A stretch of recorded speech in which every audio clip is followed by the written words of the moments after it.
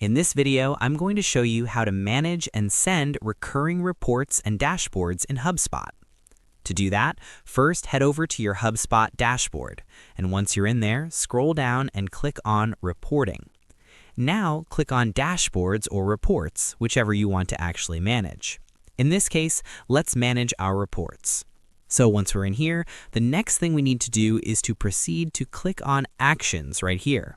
From there, you can see this Manage option for Manage Text, as well as restoring deleted reports. So you can head over and choose which one you want to do with this, and choose the actual report that you want to send. So for example, let's head over and click on Actions right here. You can add this to your dashboard, change its owners, manage its access, set tags, and as well as other options right here. Just choose whichever you want to do.